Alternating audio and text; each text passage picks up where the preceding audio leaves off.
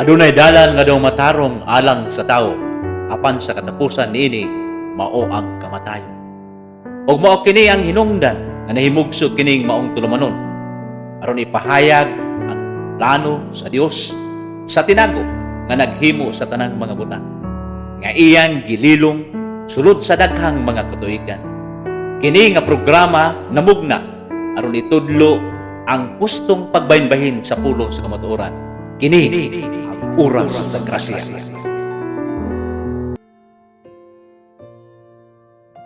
Bati at paggalang sa lahat ng nanood at nakinig ng Grace Promoter TV YouTube channel. Salamat sa inyong pagtangkilik, pagpalain kayo ng dakilang Diyos.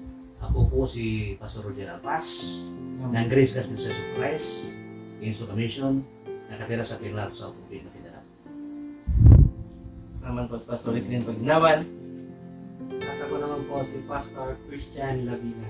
Patuloy tayong yuyukbo sa kabanalan natin dakilang Diyos habang ating ipapatuloy ang ating paksa na sinimulan ng kabanata, ang tamang dibisyon ng kasulatan.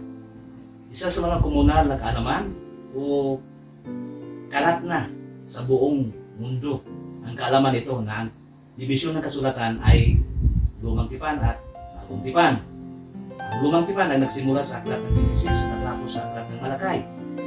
At ang bagong tipan ay nagsimula sa aklat ng Mateo at natapos din sa aklat ng Pahayag. Ang dalawang ito ay nagmula sa kaalaman ng traditional view o pangsariling kaalaman ng tao. Ngunit kung tanungin natin ang kasulatan, tanungin natin ang Panginoon o tanungin natin ang Diyos, saan po pa nagsimula ang Old Testament? Ang sagot ng Diyos o ang sagot ng kasulatan ay hindi nagsimula sa aklat ng Genesis. At ang kanyang sagot ay nagsimula sa aklat ng Exodus chapter 19. Ang bagong tipan naman ay hindi nagsimula sa aklat ng Mateo, kundi nagsimula sa aklat ng Matthew 26, particular in verse 27 and 28. Saan po tayo maniniwala? Sa turo ng traditional view o sa turo ng kasulatan o turo ng Diyos? So ang tanong, kasi ang kasulatan nagsabi na ang lumang tipan ay hindi nagsimula sa aklat ng Genesis, kundi nagsimula sa aklat ng Exodus. Saan po ba bahagi? Ang tanong, saan pong bahagi o maibilang ng kasulatan ang aklat ng Genesis? At ang aklat ng Exodus mula sa chapter 1 hanggang chapter 18. Saan pong bahagi? O sa bagong tipan, saan pong bahagi ng kasulatan o ng Biblia na ibilang o na bahagi ang Matthew chapter 1 hanggang chapter 26.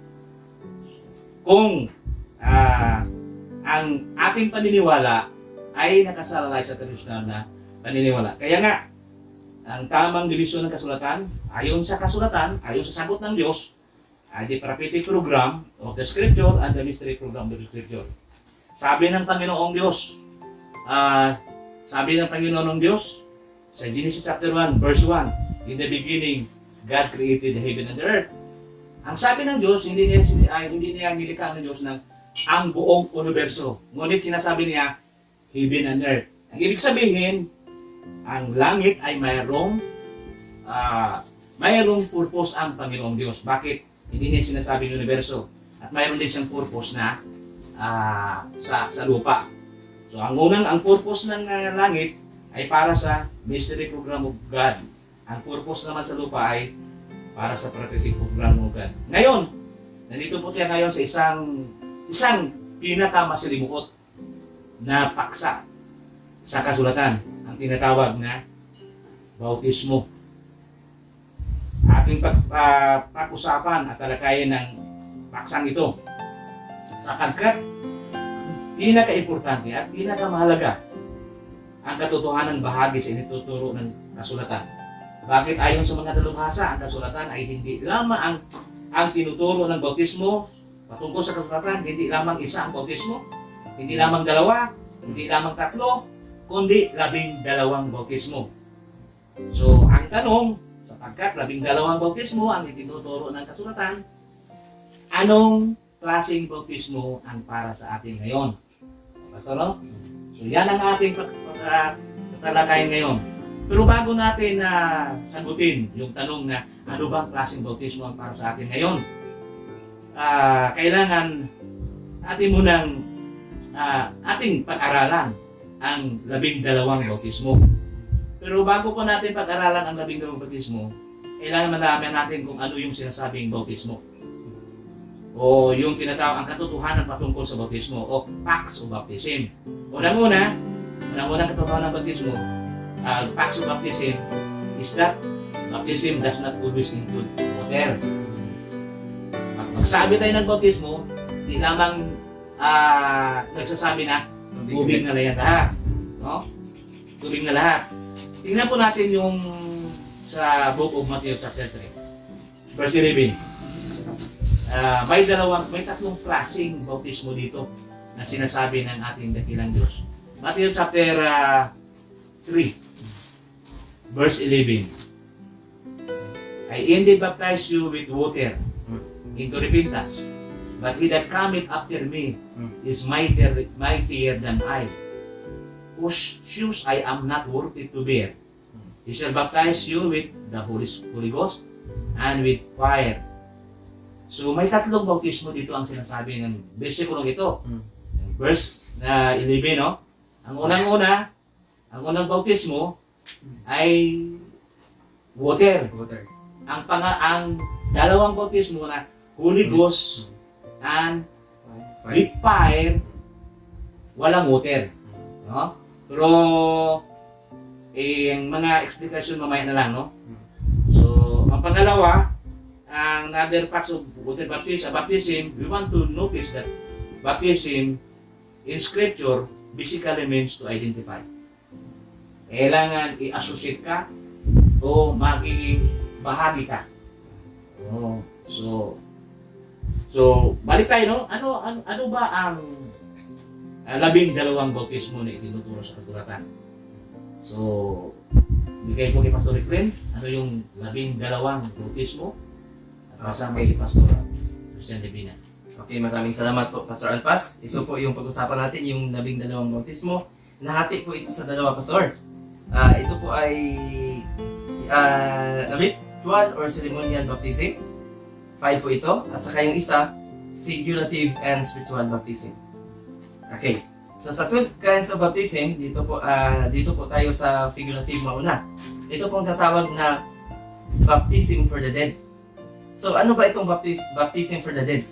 Sino ba ang agent dito, Pastor? Or baptizer? Magandang araw po sa ating lahat, lalong-lalo na sa ating mga manunood. God bless you po. Ito po yung mga bagay na tatalakayin natin. Noong nakaraang video po na pag-usapan natin o nabanggit natin na tatalakayin natin ang susunod na video ang tungkol sa baptism.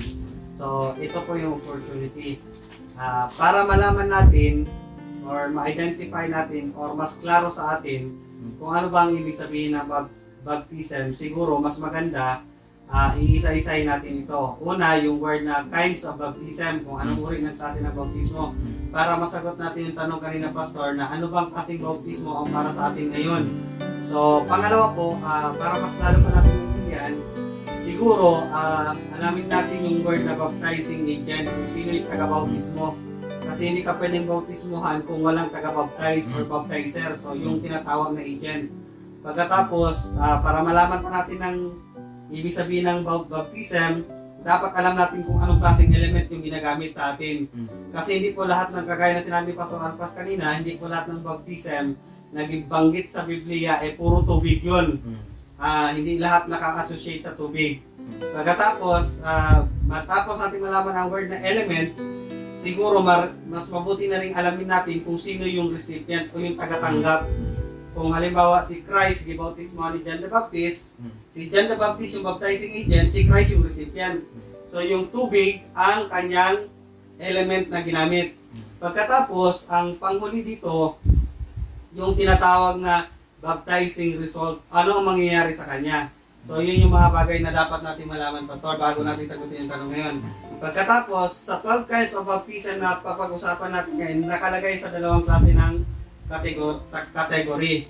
Ang tawag doon sa isa, ceremonial or ritual baptism. Yung isang kategorya naman po ay tinatawag na figurative or spiritual kinds of baptism. So, yung ceremonial at saka ritual, meron pong 5. Pagkatapos sa figurative or spiritual type of baptism, meron pong 7. So, yung unang i-mention mo kanina, Pastor, binanggit mo kanina yung word na baptism for the dead. Ito po, para sagutin natin, anong klaseng baptism yung Pastor? So, ang baptizing agent na ginamit dito ay ang God the Father. So, take note po yan, pinaka-importante yung baptizing agent, Pastor. Baptizer. Tapos, ang kanyang gagamitin na element is yung violent physical death or in persecution. From the time of Abel up to the time natin ngayon siguro, yung kategoryang baptism na gagamitin ng Panginoon para sa mga martir. Yan po yung mga tao na namatay dahil dala-dala ang pangalan ng Panginoon. Pagkatapos, ang tinatawag natin ito na ang recipient, binanggit na natin kanina si Abel, siya yung pinakaunang example ng martir. Siya yung tawag nito, recipient. Siguro darating ang panahon or sa paningin ng Panginoon, dinautismuhan sila sa pamamagitan ng pagiging martir nila. So, tapos, ang resulta, ano ba ang result, Pastor, kung ganun? So, ito po yun, identified with or placed into something. Unknown po yun. Para bang sa ang idea, tinuturo ng Biblia na anuman ang meron sa kanila noon, siguro sa paningin ng Panginoon magdating ang panahon, ikaw namatay ka sa pagiging martir mo, sa pangalan ko, ito yung nararapat para sa iyo. Hindi lang natin ma-speculate. Pero isa po yun sa tinuturo ng Biblia. Ito po, identification in the ranks left vacant by the martyr believes in view of the resurrection. So, si Abel, wala mo siyang idea sa resurrection, pero naniniwala siya sa Panginoon. So, darating ang panahon, baka magbulat na lang siya, ito pa rin pinaniwalaan ko. So, yun yung sa doon ko sa heart. So, yung ibig sabihin ng baptism po na din, walang tubig po dito. Wala pa sa heart. Kaya nga figurative. Ilimin po dito yung ating physical sufferings. Opo, kaya nga po tinawag na, Martyrdom.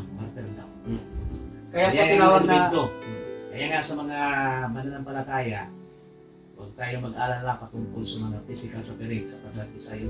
Identify po tayo na isang baging elemento yung mga tayo po yung nagiging associate with the love of God. So sa mga madaling sabi, Pastor, counted po lahat ng sacrifices. Counted po. take note po sir yung word na figurative or spiritual. Ito po yung isa sa mga figurative na type ng baptism na meron sa Biblia. Ang supporting verse po natin yan ay ang 1 Corinthians chapter 15 verse 88. Okay. Yun po ang una natin sa bilong po tayo sa under po sa figurative and spiritual baptism. Ano na, Pastor, Okay. yung baptizing agent dito, yung God the Father, hindi yung pastor, no? Hindi pa Hindi yung Okay. ministro. Yes. Kasi, Klaro po. ang nagiging kaalaman ng mga tao pag bautismo ang pag-usapan, ang primary definition na tubig na yan. Tubig agad. At ang baptizer ay yung mga ministro. Pero dito sa baptism for the dead, hindi po yung ministro, kundi ang God the Father. Yan ako siguro. So, ano yung dispensation? Panahon. Conscience. Panahon ng conscience, no? Revelation 3. So punta tayo sa pangalawa. Okay, yun pa ang una mga kapatid na under po sa figurative or spiritual baptism. Pangalawa po ay natawag po ito na anti-type Noah's Ark baptism. So bakit siya tinawag na anti-type Noah's Ark baptism? So ang baptizer po dito ay yung God the Father. At saka yung baptizing element na ginamit ay yung Ark at the Flood. Alam naman natin ito sa history kung kailan nangyari. At saka yung baptizing recipient ay Noah and his children. Ano yung baptizing result niya? Ito po ay identification of their salvation in the ark with our salvation in Christ. Pastor Alpas, pakiulit po natin yung pinaka-facts about sa baptism kanina. Kasi yung sinabi mo kanina, when we talk about baptism, it's not all about water. Yes. Tapos yung ikalawang facts kanina, na-mention mo We want doon yung to word notice. na identification. Yes. Paki- Baptism, we notice that baptism in scripture basically means to identify. identify. So, pwede sabihin pagkakakilanlan or associate, pagiging associate. O kung ano yung kaugnayan mo sa isang bagay. So, kung lang natin, Pastor, italakayin na lang natin yung word na antitype of Noah's Ark. So, ang pinaka-basic na example natin yan yung martilyo. So, yung martilyo, yun yung type. Tama ba? Di ba, Pastor? Pag pinukpok mo yung martilyo sa sahig o sa lupa, yung ulo ng martilyo magmamarka. So, yun yung marka, yun yung antitype. So, para bang ang paggawa ng arka ni Noah noong anong panahon, nagpapaiwating ng pagdating ni Kristo balang araw. Na ang ark, merong tatlong andana, di ba? Ganun yung ginamit. So, symbolize of Trinity. Tapos, yung binalot na ginamit na pandikit ay yung crimson na parang kulay dugo. Tapos, merong isang pintuan. Kasi ang Biblia nagtuturo, there is a one way to the Father. One door to the Father. And that is the Lord Jesus Christ. For I am the way, the truth, and the life. I am the door. I-mention yun. Pagkatapos, yung malit na bintana, symbolically na talaga yung connection sa Panginoon ay iisa lamang. So, yun yung binanggit natin kanina. Kagaya na sinabi natin, Pastor, sinabi mo kanina, yung baptizing agent dito ay yung God the Father. Tapos, ang ginamit ko na element ay yung blood. Yan po yun. Tapos, ang recipient, only Noah and his children. So, yun yung po. So, ang dahilan, to identify, sabi nga yan, identification of your salvation in the ark with our salvation in Christ Jesus. Parang bang, ano man yung nangyari sa kanila noon, ang type ni Christ ay yung ark, parang nangyari na rin sa atin ngayon. Parang ganun din. Parang ganun din yung resulta. Pero symbolic, ang tinatawag natin yan po yung tinatawag na spiritual or tawag nito, spiritual type of baptism. Yan po yun. So, yung baptizer, ang the Father, no? Yung element ay ark of the blood. So, balikan natin ng biblical history. Nangyari po ito sa panahon kung saan sinabi ng dakilang Diyos na kaniyang paparusahan ang mundo, ang buong mundo. Sapagkat ang nasa puso at isip ng tao ay panay na lang kasamaan at ano yung kasalanan, no? So, bago po na pinarusahan ng Diyos yung sangkatauhan, inutusan niya si Noah na gumawa ng arka. Sapagkat yung arka na yun ay isang elemento para sila maligtas sa parusa ng Diyos. Ano yung parusa ng Diyos? Baha. Yung baha, no? 40 night and 40 days, no? So, ang lahat ng pumasok doon sa elemento para maligtas sila sa parusa ng Diyos ay pumasok sila. At sino-sino lang yung nakapasok doon? Si Noah lang at kanyang mga anak. Ang bautismo nito ay walang tubig. Kahit ang parusa ay napakamaraming tubig. Pero hindi sila nababasa, no? So, ang lahat ng hindi naniniwala sa kaligtasan na para sa kaligtasan sa parusa ng Diyos ay sila po yung nagiging biktima at namamatay, no? Matay sila. So, sabi pa dito sa babae, ang resulta nang sila po ay pumasok doon sa elemento, yung arka, they are identified, closely associated with the salvation of the ark of salvation of Christ. So, yun na, ibig sabihin ng anti-type Noah's Ark. Sapagkat si Kristo man ay nagbata ring minsan dahil sa mga kasalanan, ang matuwid dahil sa mga di matuwid upang tayo magdala niya sa Diyos. Siyang pinatay sa laman, ngunit binuhay. First Peter ba yun? First Peter. 3:18. Tama. Hanggang 21.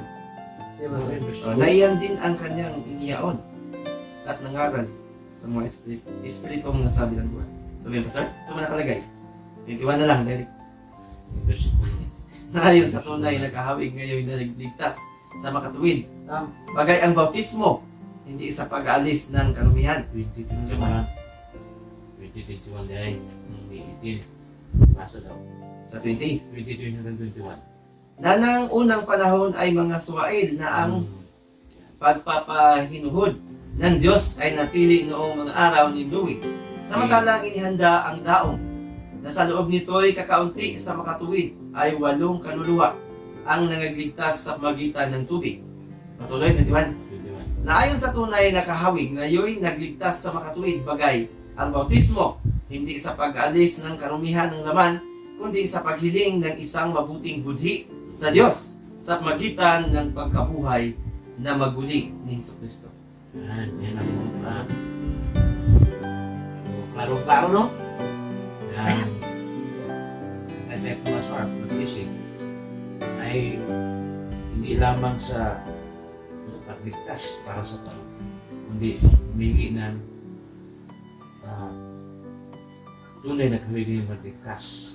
Bagay ng bautismo hindi alis ng karumihan ng laman, kundi sa hiling ng isang mabuting budi sa Diyos. Parang i-apply na lang natin, Pastor. Di ba? Sa panahon ni Noah, habang open pa yung ark, nag-invite sila ng mga taong maniniwala. Ayaw nilang maniwala.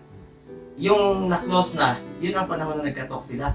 Hindi na rin nabuksan kasi Panginoon mismo ang nag-close.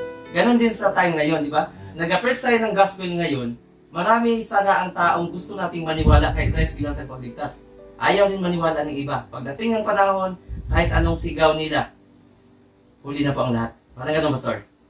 Okay. Yan ang panahon. Kaya sabi sa 2 Corinthians, no? Ngayon ang araw ng kaligtasan.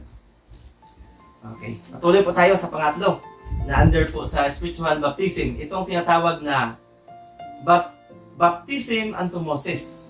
Ganun pa rin ang baptizer or baptizing agent. God the Father pa rin. Kailan ito nangyari? Yung baptizing element, ginamit po yung cloud at saka sea, ang ulap at saka dagat. Kailan ito nangyari? Yung Nation Israel crossing the Red Sea, yung pagtawid nila. Okay. So ang baptizing result ito, ano po ito? Identification with the leadership of Moses. Okay. Kagaya po yung sinabi natin kanina, Pastor, na hindi lahat ng baptism na binanggit patungkol sa tubig na lang lahat. In fact nga, pag baptism ang sinasabi sa Biblia, pag tubig na ang i-mention, hindi naman lahat lublog. Hindi naman lahat yung kailangan ibasa ang buong katawan. May sprinkling. Meron naman yung wisik-wisik na gano'n. Sprinkling. At saka yung Pouring. at Saka immersion. Yung bubutan ka lang, at saka yung ilulubog ka. So, bali itong nangyari kay Moses noon, Pastor, bilang leader ng nation Israel, patunay lang na kailangang bigyan ng Panginoon ng identification ang leadership na meron kay Moses. So, isa doon yung word na cloud. For God Himself is their witnesses among nations. So, sa araw, magsisilbing ulap ang presensya ng Panginoon. Pagka gabi naman, yung pillar of fire. Tapos yung word na sea dito na ginamit, nung pagtawid nila sa Red Sea, para bang identification na separation ng nation Israel sa Egypt Okay. sa pangunguna ni Moses sa kanilang mga panahon. Nangyari po yan sa panahon ng Exodus. Yan po yung panahon na kung saan pinalaya ng Egypt ang nation Israel for 400 captivity. So yan po yung bondage na tinatawag. Tawag na baptism unto Moses. Moses. Father Moses o ang baptizer. So ang elemento, yung cloud at saka yung sea. Ang recipient, ang tumanggap ay ang nation Israel. Sa panahon na sila po ay nag-cross sa Red Sea. Ang nagiging istorya po dito, nang pinalabas na sila ng Diyos sa kamay ng Sa Egypt. Egypt, na nagiging bandit sila. Bandit no? sila. Nagiging silang utusan, no? Yung alipin. Naging alipin. Nang sila po'y nahirapan, humingi sila ng tulong ng Diyos. At pinakinggan naman ng God the Father. At ang inutusan naman ng God the Father ay si Moses, no? Mayroon pang panahon na si Moses ay hindi niya tinanggap sapagkat mayroon siyang kakayahan. Pero lahat ng kanyang mga katanungan, ang Diyos ay mayroong sagot. No, mayroon siyang sagot. Nang sila na pinalabas ni Pero, yung hari ng Egypt, nandoon na sila sa harapan ng Red Sea. Wala na silang madaanan, no? Hinabol na sila ng mga sundalo ng Egyptian, no? Hinabol na sila para ipabalik o patayin. So ngayon, ang ginawa ng dakilang Diyos, sinabihan si Moses na Gamitin yung tungkod. gamitin mo yung tungkod at ihampas mo sa dagat. Nahati yung dagat. At paghampas ni Moses, gumawa ng gawa ang dakilang Diyos. Hinati niya ang dagat. At doon, mayroong malaking kalsada. Nagiging pillars yung tubig. Nagiging pillars. At doon, lumakad ang mga nation de Israel. Nang sila na doon, hinabol sila ng mga sundalo ng Egypt, pinabalik ng Diyos ang Tubig. tubig. Kaya nalunod sila. So, walang tubig dito na sinasabi kahit sa cloud and sea. Hindi sila pumasok sila, hindi sila nabasa. Ngunit, yung cloud and sea ay isa yan sa mga elemento para maligtas sila sa kanilang mga kaaway. Sa pamagitan ng identification, i-identify sila with the leadership of Moses. Opo, ulitin po natin yung word na identification na naman po, sir. Baka isipin ng iba, baka gawa-gawa lang natin itong istorya na to. So, ang word identification, pagkakilanlan or pagiging associate mo sa isang bagay. So, ito po ang supporting verse natin yan, Pastor. Ang 1 Corinthians chapter 10, verse 1 at saka verse 2. Sapagkat hindi ko ibig ng mga kapatid na di ninyo malaman o maalaman na ang ating mga magulang ay nangapasa sa ilalim ng alapaap at ang lahat ay nagsitawid sa dagat. At lahat ay nangabautismuhan kay Moses sa alapaap at sa dagat. So yun po yun ang identification sa pagiging leader ni Moses sa nation Israel sa panahon ng Exodus. Pagtawid nila sa dagat, hindi sila gumamit ng super cup, hindi sila gumamit ng fast cup, hindi sila gumamit sila ng barko, kundi ang ginamit nila yung tungkod na type of Christ. No? So yun. So yan ang panahon po ito ng conscience. No? Po, panahon ng conscience. Okay. Patuloy tayo, Pastor. Okay, patuloy tayo. Dito muna tayo sa spiritual baptism or figurative. Number 8. Dito. Pang-apat na po tayo. Christ, death, baptism. At yung Father na naman ang baptizer dito. Kailan ito ginawa? Yung kamatayan ni Kristo sa cross. Sino ang recipient? Sinong receiver? Jesus Christ. Anong kanya? Baptism result. Identification of Christ with sinners to die for them. Kaya pala nag-sacrifice sa ating Panginoon. Uulitin natin ito, Pastor. Itong klaseng bautismo na ito is para kay Kristo lamang po. Special type of baptism. Baka isipin ng iba para sa atin lahat. Ito po ang kanyang baptizer dito, ang God the Father. So mismo ang Diyos, ang God the Father ang nagbautismo sa kay Kristo. At ang ginamit na elemento ay yung kamatayan mismo ni Kristo sa krus ng Kalbaryo. Take note po mga kapatid, ang pagkamatay ni Kristo sa krus ng Kalbaryo, dala po yan or bunga po yan ang ating kasalanan dahil sa kanyang magandang plano ng Panginoon para sa kaligtasan ng sangkatauhan. Binigay niya ang sarili niyang anak para sa ating lahat para mamatay sa krus ng Kalbaryo bayad ng ating mga kasalanan. Tapos, ang baptizing recipient dito, immediate, si Kristo Si po. Kristo. Wala pong iba. Siya lamang po. Ang purpose o ang resulta nito, identification of Christ, sabi nga yan, With sinners. with sinners. Na yun yung panahon na i-consider ni Christ or pinabilang ni Christ ang kanyang sarili sa mga makasalanan ng tao na tanging siya lang ang tagapagligtas nila. So, ating basahin, Pastor Reclin, siguro ang Luke chapter 12 verse 50 para naman masuportahan natin itong idea na ito. At nangyari ito mga kapatid sa panahon ng dispensation of law. Okay. Luke chapter 12 verse 50. 50. Sabi po dito, datapwat ako'y may isang bautismo upang ibautismo sa akin. Okay? At gaano ang aking kagipitan hanggang sa ito'y maganap. Ito po, ulitin natin, Pastor. Itong klaseng bautismo na ito, kay Kristo lang, wala nang iba. Kaya wag niyo pong iisipin na pag sinabi natin bautismo ay tubig agad. Kaya itong dimension dito sa Luke chapter 12 verse 50, para kay Kristo lamang po. Hindi mo tubig ang ginamit doon, kundi mismo yung personal na kamatayan ni Kristo. Yun Death po, at the cross. the death of Christ. Para sa mga viewers siguro, ipaalala natin yung baptizing elemento. Importante itong elemento. Importante Yung doon. bagay. So, ang elemento ay gawa din ng Diyos, hindi gawa din ng tao. Kaya yan ang isa sa mga kagustuhan ng Diyos. Ang elemento yung death at the cross. Yung kamatayan niya doon sa cross, no? Ibig sabihin, para sa kaligtasan talaga, no? So, paano sila naligtas? Nagiging associated na o identify sila o closely related sila. Ngayon na lahat ng makasalanan kay Kristo sa panahon ng kamatayan ni Kristo. So, wala ding tubig dito na ginamit. No?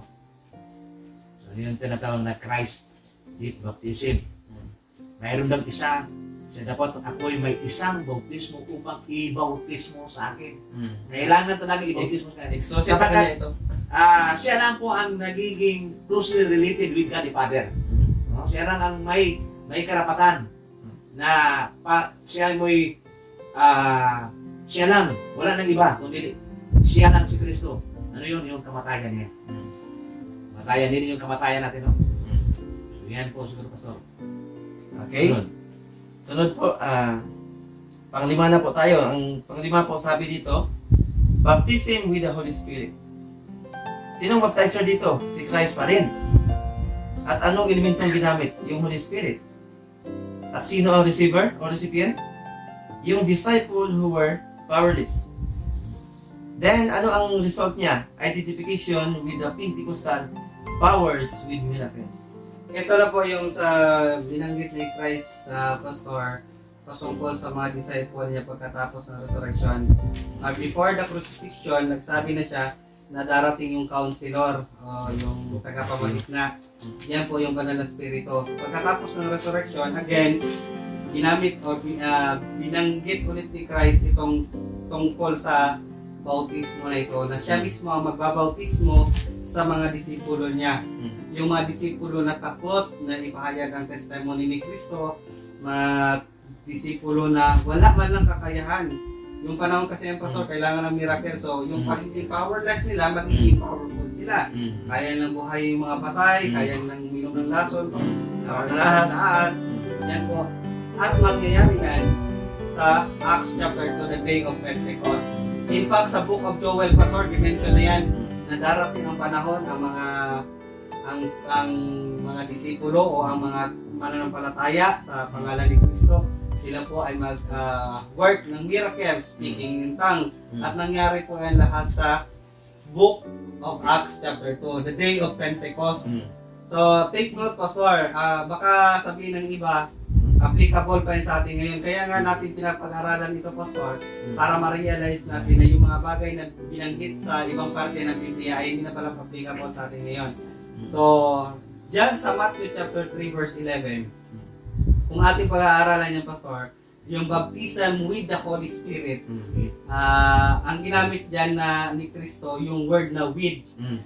Si Kristo yung baptizer, ang elemento na ginamit niya ay yung Holy Spirit. Kaya nga, with ang ginamit.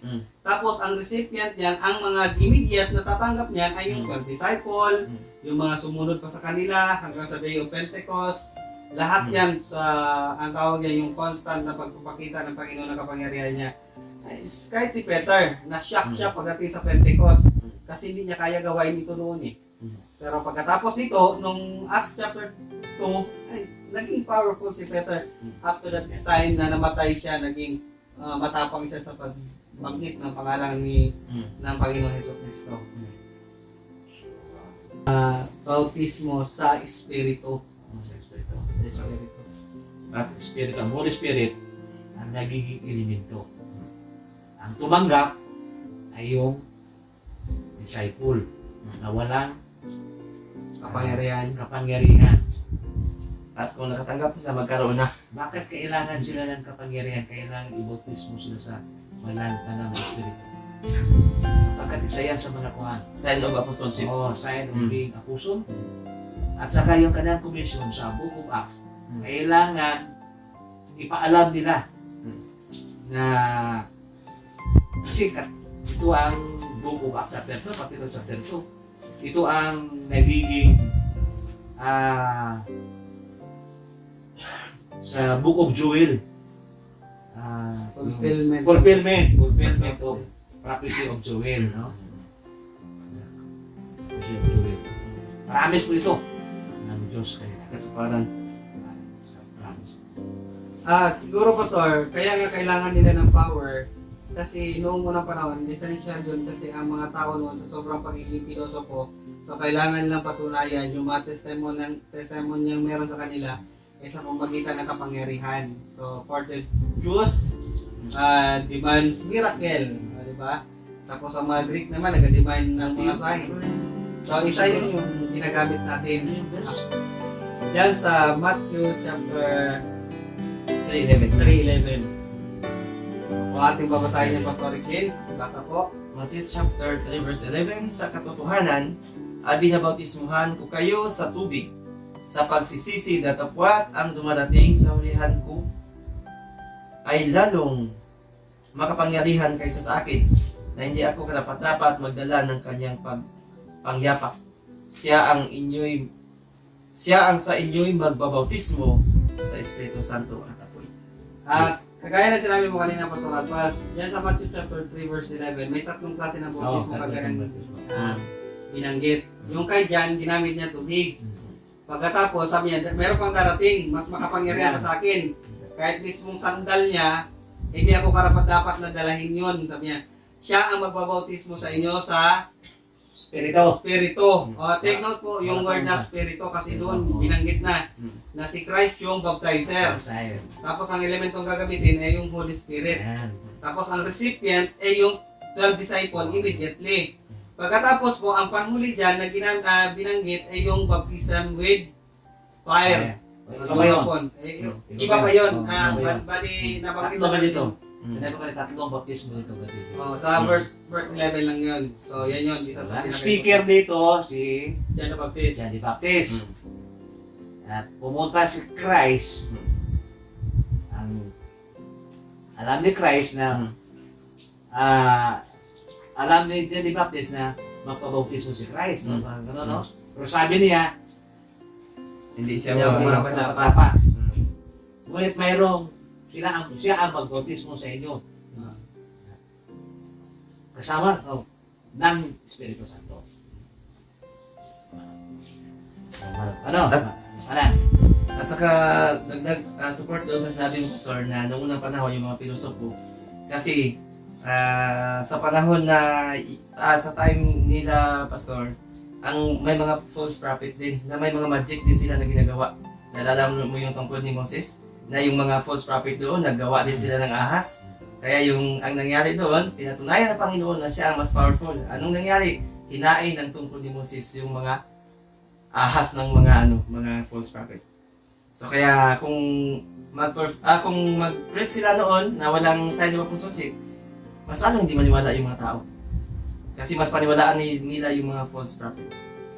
Okay, patuloy na po tayo sa pang-anim. Ito na ang baptism natin. Yung una, di ba, baptism with the Holy Spirit. Ito naman ngayon, pang-anim, baptism by the Holy Spirit. Sinong agent dito? Ang Holy Spirit na. Yung kanina sa with the Holy Spirit, si Christ. Okay? Tapos ang kanyang element, yung death and burial and resurrection of Christ. Then, yung receiver, sino? Mula sa mga apostoles hanggang kay,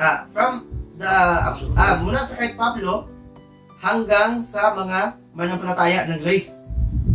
From Paul to all grace believers sa Ephesians 1:13. Then, ano yung resulta nila? Ang result po, ganito, identification of believers into the body of Christ, the universal church of this age. Linawin lang po natin yan, Pastor Alpas, para mas klaro sa mga dear viewers natin. Yung binanggit natin kanina, baptism with the Holy Spirit, ay malaki po yung kaibahan sa Sabay. baptism by the Holy Spirit. Kasi pag sinabi mong by the Holy Spirit, ito po yung kaibahan. Kanina, yung baptizer doon sa with the Holy Spirit ay si Kristo. Pero dito sa pamagitan ng by the Holy Spirit, ang baptizer ay yung Holy Holy Spirit Spirit. mismo. Okay. Tapos, ang element na ginamit doon sa with the Holy Spirit Yung Holy Spirit. ay yung Holy Spirit. Mm. Pero dito sa by the Holy Spirit, ang ginamit Yung kamatayan. burial and resurrection of Christ. the Lord Jesus Christ. Ganon po kaganda ang klase ng bautismo na ito, mga kapatid.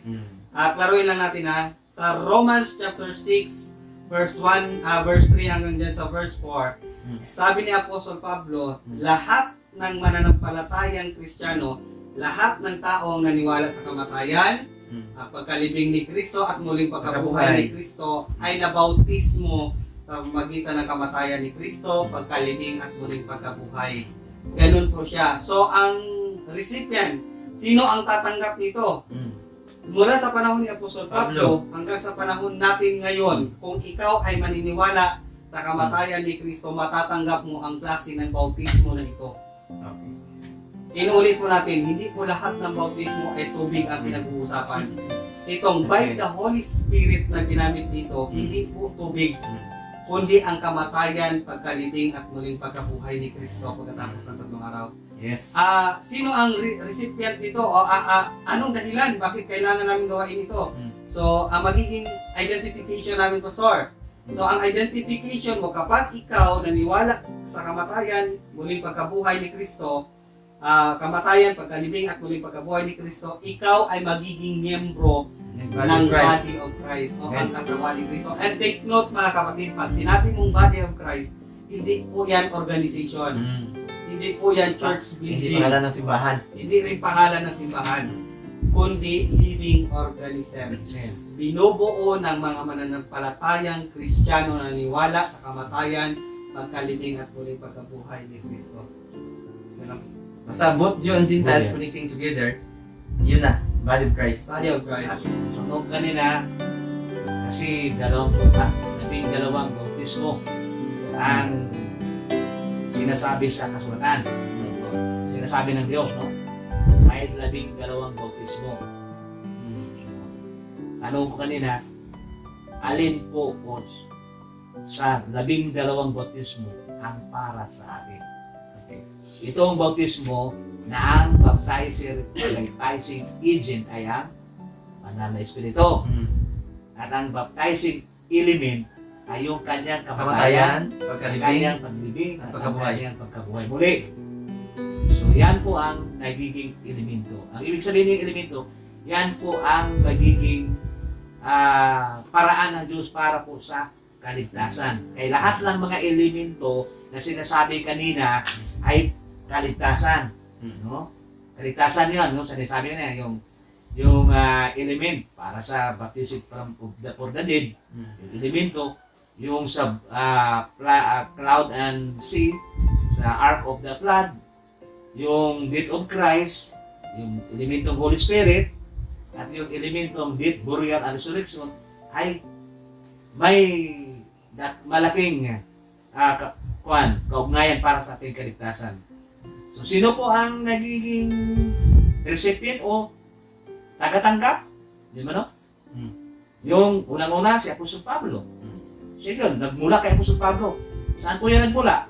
Sa book of Acts chapter 9. In the road of Damascus, hindi po sa Jerusalem. Hindi po sa Jerusalem, no? Maganda na sa Jerusalem. At sino pa? Yung lahat ng mga nanampalataya patungkol sa magandang balita sa grasya ng Diyos. Ano yung mga sikas o aklat na para ating mabasa para sa lahat ng mga viewers? Mabasa po yan, Pastor, sa 1 Corinthians chapter 12 verse 12, verse 30. Sabi po dito, sapagkat sa isang spirito ay binabautismuhan tayong lahat sa isang katawan, maging tayo Hudiyo o Griego, maging mga alipin o mga daya, at tayong lahat ay pinainom sa isang espiritu. Isa po yan. Yan po yung mas supporting verse natin. Sorry, paano? Eh, kanina yung baptizing element, yung lalong-lalo na sa yung panahon sa kay Noah, yung mga children of Israel lang yun, no? Only the Okay. children of Noah. Children of Noah. Opo. Yung sa baptism of Moses, Only the only the Israelites. Israelite. Dito naman, mula kay Apostol Pablo hanggang sa Mananampalataya kaya sa darating. tungkol sa magandang balita sa biyaya ng Diyos. Ang ibig sabihin, kung naniniwala tayo na hindi po sa panahon ni Apostol Pablo yung magandang balita na sinasabi ng Apostol Pablo, ay hindi sila bahagi nito. Isa example natin yung pastor, kagaya yung binanggit natin kanina, yung baptism with the Holy Spirit, intended only for the disciple of Christ. Yun lang po yun. So, meaning for Israel only. Pero dito, sa panahon ni Apostol Pablo, itong binabanggit natin, itong baptism by the Holy Spirit, from the time of Apostle Paul, whether you are Jews and Gentiles, o Hudyo ka man o Hintil, malaya ka man o hindi ka malaya, mayaman ka man o hindi ka mayaman, hari ka man o hindi ka hari, kapag ikaw naniwala sa kamatayan, pagkalibing at muling pagkabuhay ni Kristo, ikaw po ay magiging bahagi ng katawan ni Kristo. Ayan po yun. Identify tayo, nagiging Bahagi ng katawan ni Kristo. members of the body of Christ, no? Nagiging bahagi tayo. Basahin mo na dito sa Ephesians chapter 5, verse 30. Ephesians chapter 5, 5:30? Oo. 13. 13. 30. Sabi po dito, sapagkat tayo ay mga sangkap ng kanyang katawan. Yan. Sinabi doon. Sa panahon ng sa panahon nito, panahon ng Grace po, Pastor. grace, isa lang yung baptismo natin. No? Yung baptism. Yung sa Ephesians chapter 4, verse 4 hanggang sa verse 6. There is one body, one spirit, even as ye are called in one hope, for your calling, one Lord, one faith, one baptism. So, ito po ang baptismo ito, ang pinaka-unique na pagmumukha sa panahon ng dispensation of grace, no? Bakit unique po ito? Sapagkat sa nakalipas na mga kapanahunan, tayo po, ang ating katayuan ay body of Christ. Talking about relationship, no? Si Kristo ang nagiging ulo. So, isa yan sa mga unique na ating ano. Ito lang ang nagiging ating bautismo para sa panahon ngayon. Dagdagan po natin yung verse niyan, Pastor. Siguro, ang Ephesians chapter 1, verse 13 at saka 14, bakit mahalagang basahin? Kasi ito po ang sinasabi, in whom ye also trusted after that ye have heard the word of truth, the gospel of your salvation. So, importanteng marinig ang patungkol sa kaligtasan, in whom also after that ye believe. Nung narinig ninyo, kayo na palataya, and after that ye are filled with the Holy Spirit of promise. Tapos verse 14, which is the earnest of your inheritance until the redemption of the purchased possession unto the praise of His glory. Sinilyado po tayo ng Selyado tayo ng banal na Espiritu. Espiritu. Hindi lang ang banal na Espiritu ang baptizer, kundi siya po ang nagiging silyo natin. No? Anong ibig sabihin ng silyo? Ano ba yung Tatak. ano bang nagiging atin pag tayo po ay nasilyuhan? Ano pa yung nagiging para bagang may natin, ipagtanggol ang ating sarili pag tayo ay nagiging nasilyuhan? Ano po yung gawain ng silyo? Noong unang panahon kasi, Pastor, in the time of all kingdoms, sa mga panahon ng mga kaharian pa, isa sa pinaka-importante kasi dyan yung seal of king. Yun. Kapag nagpadala ng isang sulat noon ng hari, hindi tatanggapin or i-honor ng isang general kapag walang marka or selyo ng kaharian. So isa yan sa pinag-aagawan noon. So ang selyo, bakit ginamit na selyo or figurative ang ginamit dito na seal? Kasi hindi man siguro figurative or literal na minarkan, although hindi ba siguro ramdam, pero ang salita ng Panginoon nagsasabi, kapag tinanggap natin si Kristo bilang Diyos at tagapagligtas ng buhay natin, automatic, mamarkahan ka ng banal na Espiritu.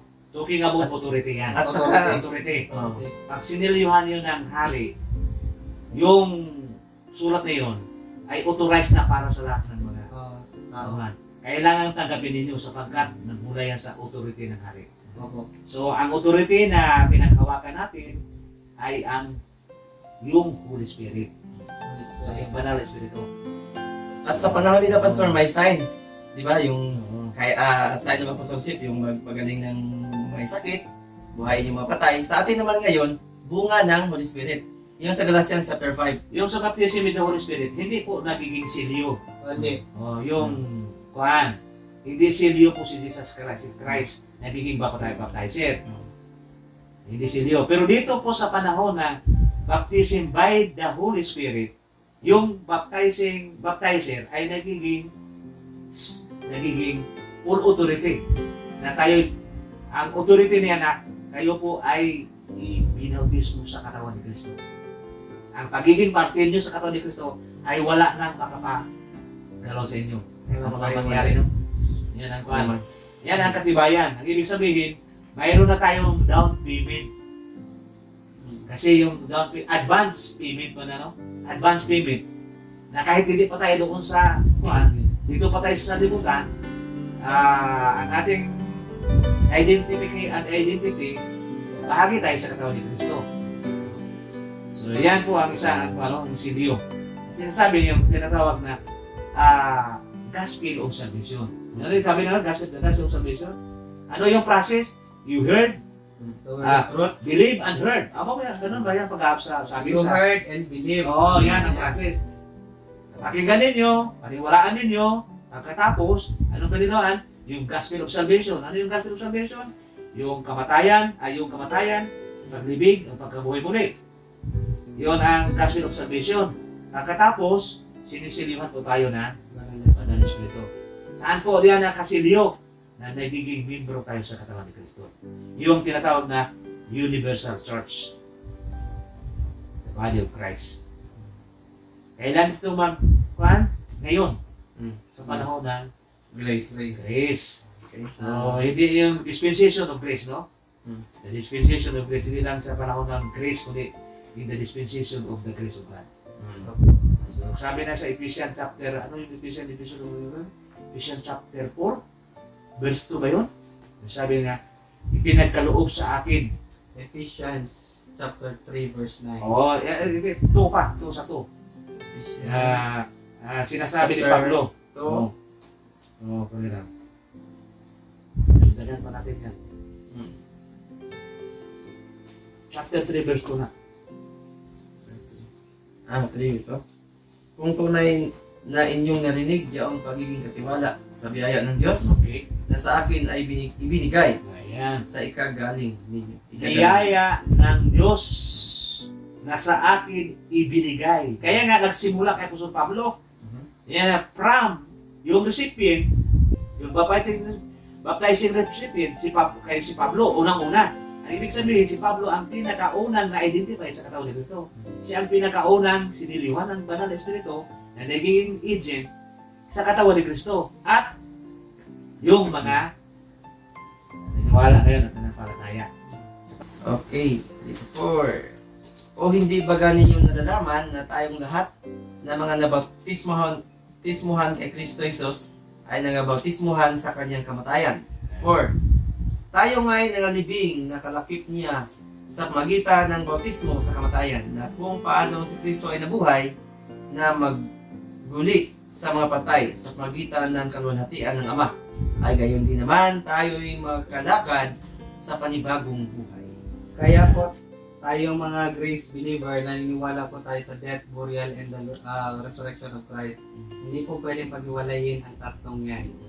Siguro, Pastor, tapusin na lang natin, idagdag natin itong isa dito, ang isa sa ikapito sa spiritual na klase ng baptism, itong baptism with the fire. Yan, dito na tayo na. Ito po yung ikapito. Sa Matthew chapter 3 verse 11. 11. Sabi po dito, Yung yung ang tatlong bautismo na Mm. na nakasulat doon. No? baptism with fire. Mm. Then, ang agent naman dito ay si Christ naman. Anong element? Ang unquenchable fire, ibig sabihin, yung hindi mapapatay. Then, yung mga recipient, yung mga unbeliever from Cain. Then, yung result, identification of the unsaved with the lake of fire. Final judgment na ba ito? Mangyayari po yan, Pastor, sa panahon ng Great White Throne Judgment, na kung saan huhukuman ng Panginoon ang mga taong ayaw maniwala sa katotohanan, lalong-lalo na sa salita ng Panginoon. At simple, ang baptizer dyan, si Kristo mismo. Tapos ang gagamitin niyang elemento ay yung unquenchable fire. Pag sinabi natin quenchable, hindi pwedeng patayin, hindi pwedeng alisin. Type of judgment of God. Mm. Judgment. At saka walang katapusan ito. Tapos ang baptizing recipient o yung magtatanggap nito, yung word na unbeliever. Simply, Sino yung unbeliever? Ngayon, Ngayon, yung yung mga tawag na unbeliever ngayon. Meron ba ang unbeliever ngayon? Kasi ang tanungin mo yung mga tao kahit hindi kami unbeliever, believer po kami. Sino po yung sinasabing unbeliever dito? ito po yung mga tao na walang personal na relasyon. yung hindi naniniwala sa kamatayan ni Kristo, sa muling pagkabuhay, at sa kanyang pagkalibing. Sapagkat Unbeliever. sa panahon ni Kristo, isa siya sa mga mensahe na sinasabi niya sa Book of Matthew chapter 7 verse 21 hanggang 23. In that day, hindi na sinasabi na the final judgment of God, no? O in that day, na maraming nagsasabi, Lord, Lord. Hello everyone, thank you for watching our video. Please do subscribe to our channel.